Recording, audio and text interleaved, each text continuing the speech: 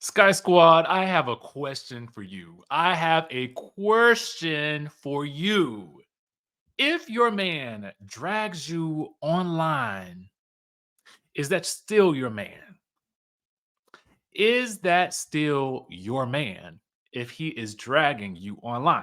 That is the question that I want you guys to think about and ponder as we talk about today's story. Y'all, we talking about Tamar and JR. Oh, yes, they are back at it again. How many of you in the chatterization felt like you knew that this would be coming sooner or later?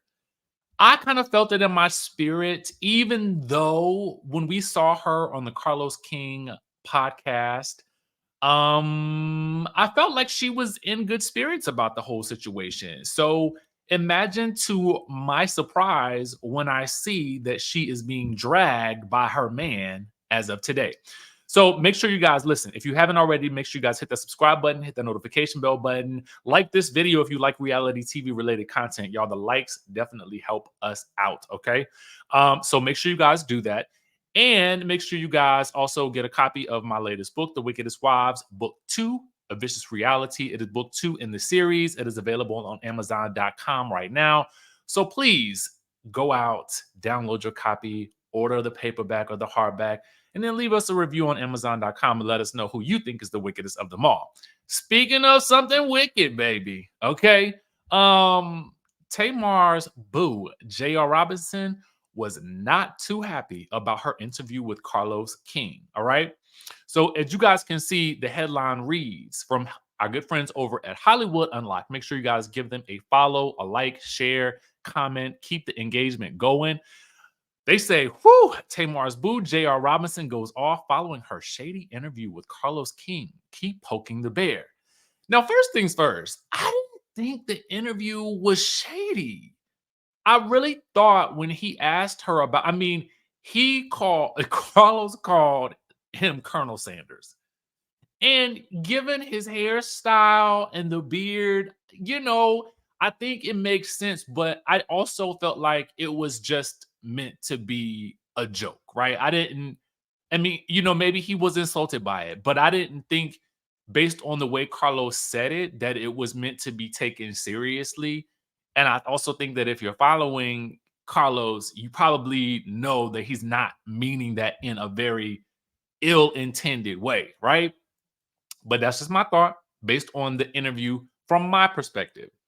Now, JR obviously felt a different type of way.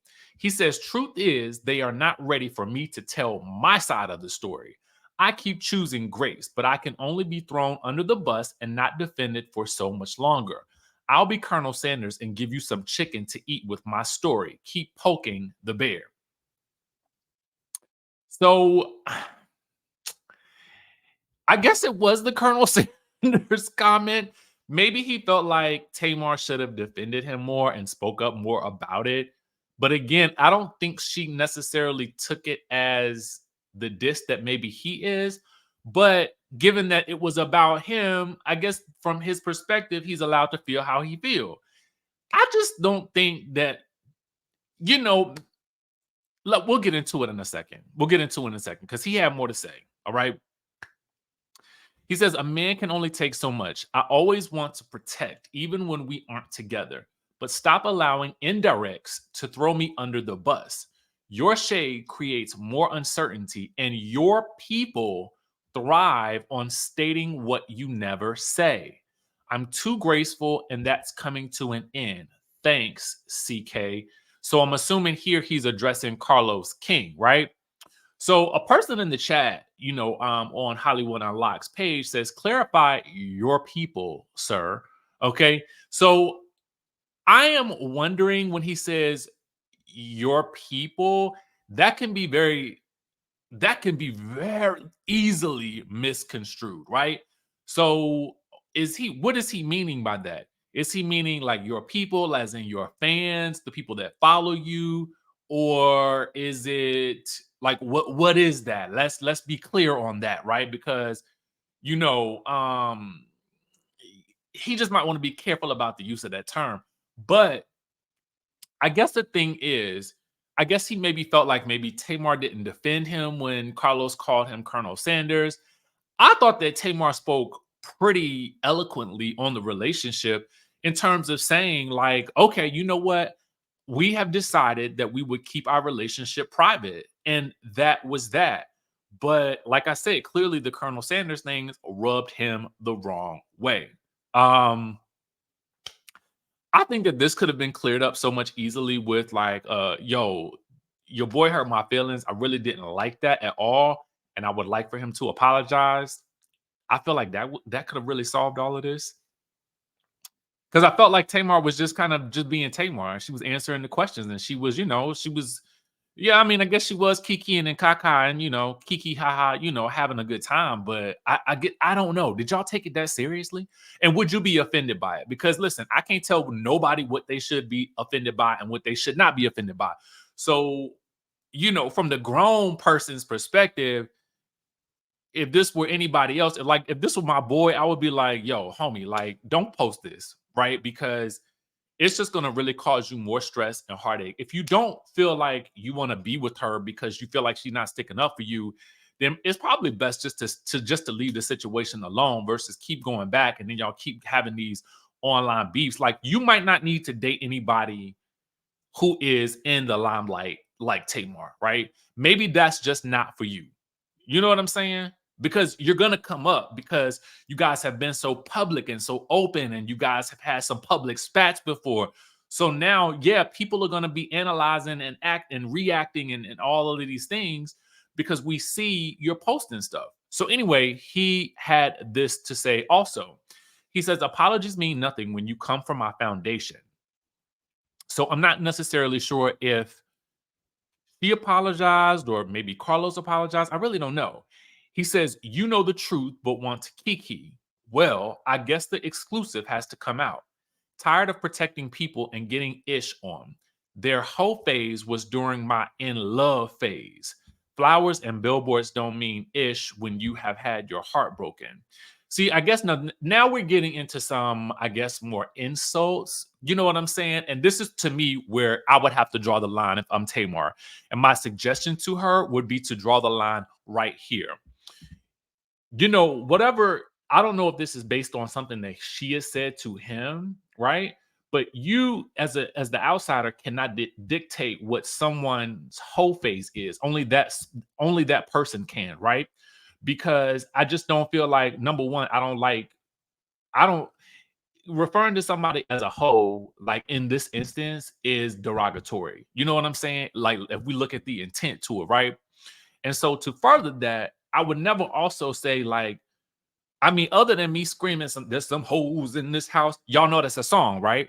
But when it's used in this context to describe the woman that you are dating, or either the man that you dating, I just don't think it's respectful to say, yo, when you was in your whole phase, because now you indicating that you indicating or insinuating or alleging, let me put the alleged badge up here. It feels like you're alleging that she was being a hoe while you were in love with her, right? Which leads us then to think that, oh, she was running around with a bunch of different dudes while you were in love with her. But in the same breath, let's go back, because when the stuff really hit the fan, sir had also ran over to Tommy, and it was a whole situation where Tamar's business was spread to Tommy. And it's kind of like, bro, like, you can't play villain and victim at the same time, right? So my suggestion is, like, if you want to like really heal from this situation, I think you probably maybe date someone who is not in the limelight. That would be the best recommendation for him. And then keep your relationship from the start, from the jump, off of social media. And maybe for you, Tamar, the same, right? I think, somebody in Tamar's position has got to understand where she is with her standpoint being in the reality TV world. True enough, she did meet this man on a dating show, and true enough, they were engaged, and true enough, it was very public. But maybe, again, similar to Cynthia Bailey, maybe this just ain't the right forum for Tamar to meet somebody in this way. I want her to have love too. And I didn't feel like in the interview she said anything, or she didn't. I felt like she protected her relationship, but maybe the Colonel Sanders comment was the thing that sent him over the edge. And y'all got to let me know what y'all think about that, right? Um, and then there are, if you click on the post, there are some clips from the Reality with the King podcast live's tour stop featuring Tamar and Carlos King. And you can see the clips for yourself if you click on that link, or you can simply go to Carlos King's page, and it resides there. Now, let's also talk about Real Housewives of the Atlanta, because we got a little bit of tea from our friends over at Reality Chat. Please, y'all, make sure when I post the sources, please, if you can, I mean, definitely visit, comment, share, like, all of that good stuff, because we want to make sure we support our people who are doing the good work out there, who are doing the hard work as well. But Angela Oakley, remember we talked about how Angela was coming in as basically the wife of someone that Sheree once dated. So we all wondered, well, is Sheree going to be on the show? And is that going to be sort of like a little through line for her to be on the show, right? And a part of me now wonders if Sheree was offered a friend role and turned it down, and that's how Cynthia got it. Now, I don't know, because Cynthia has been making the rounds. She's done the guest stint on Beverly Hills, but I'm just trying to like put two and two together. And I'm thinking to myself, I wonder if that's what happened in this shuffle. Was there some type of shuffle? Because I really felt like Sheree was a shoe-in for a friend of role. But maybe, again, maybe she said, no, I don't want a friend of role. And maybe Cynthia was like, well, shoot, I ain't got to share my life like that, and I can still go do my acting thing. Absolutely. Because Cynthia is filming currently, right? All right. So anyway, Angela, had posted and asked me a question. And so someone asked, are you getting along with the girls? And so you can see these emojis that she posted here, which is kind of like almost the drunk emojis. That's what I be using. Or when I feel like when I feel crazy, like that's what I respond with. So we can only be left to kind of like, let's see who might she not be getting along with. But we can tell who she is getting along with, and that is Drew, because someone asked, are you friends with Drew?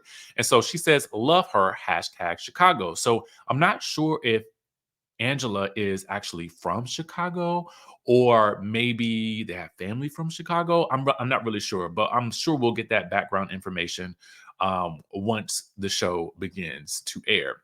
All right. So speaking of Drew, Drew is definitely back in the mix, as we know, right? So we can see here, Drew is obviously what appears to be anyway, getting dressed to film a scene, right? So we have here Drew is with a glam squad. Obviously, she looks great. She looks fabulous. I'm hoping that Drew really gives us a lot of her life this time. Like I really want, and I'm sure she can really only give what the producers, allow in terms of the 42 minutes of airtime that we have. But I just felt like we were missing so much from her story last season. So I'm hoping that we really get to fill in some of the gaps. I still want to know what happened with her and Ty. I mean, is it just me? I know it can't be just me. And we want to also find out what's going on with her and Ralph. Like, now I have heard a couple of things, but I really want to see these things for ourselves. And then will we see Ralph this season? Will he be a will he get confessionals? Will we hear his side of the story? Will we see how that play out? I mean, because I wouldn't be opposed to it. I mean, I'm not gonna lie. And then what happened with him and cousin Courtney? You know what I'm saying? Like, I really want to know those things.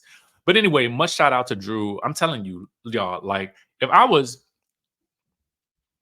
once I start producing my films, I'm definitely calling on Drew Sidora. Okay. Now, with that being said, that is the tea for right now. Y'all, I've read your comments. We will be attempting to do our good mornings live. I'm not really sure what we'll call it or whatever, but I told you guys that I really wanted to start just kind of figuring out a way to have a more consistent schedule here on YouTube. And I'm thinking an early kind of morning show, almost like a little morning radio show or something like that, where we kind of talk about like the hot topics, obviously housewives, reality TV related content, recaps. I mean, we still keep it to what we love and a little bit of like the pop culture aspects of it that, I know that you guys also may love as well, or at least things that I find interesting, right? And then that version will go on our podcast as well. So you guys will be able to listen to this via Apple, Spotify, and all of those other things. So that will allow me to get two birds in with one stone and allow me to focus the rest of my day on my writing work. Now, we talked about that yesterday, so I'm going to do it based on what you guys have stated in the comment section. And I kind of feel like in my spirit, that might be a good way to go. The next thing that I want to tell you guys is, listen, y'all, we are nearing, the end of the road. We only have 4 more spots left for our trip to Bali. If you guys have been thinking about going to Bali, definitely go ahead and tap in, baby, tap in. The only thing that's required is a 25% deposit. And then you can also pay with a firm as well, which typically the APR on a firm is much less than your credit card statements, usually, right? So, with that being said, you don't even have to pay for the trip all in or right now. You can do so over several months' time, right? Or you guys can just pay it in full. We've had a couple of people pay it in full. I booked my tickets through Etihad. As you guys can see, we have a full itinerary, 7 full days. We're doing the monkey forest. We are doing the water temples. We're doing the beach. We have vegetarian meals, vegan meals. We are staying in 4-star accommodations. As much as I can help it, any trip that we go on, I'm always going to try to do 4-star to 5-star accommodations, because I just feel like I want to make sure we good when we get there. If you want a single room, definitely book the single room option. If you guys have any questions, definitely hit me up at bookings@DJRichieSkye.com. Again, as of today, we only have 4 spots left. All right. So be sure to tap in on that as well. And with that being said, y'all, I will catch y'all in the next video.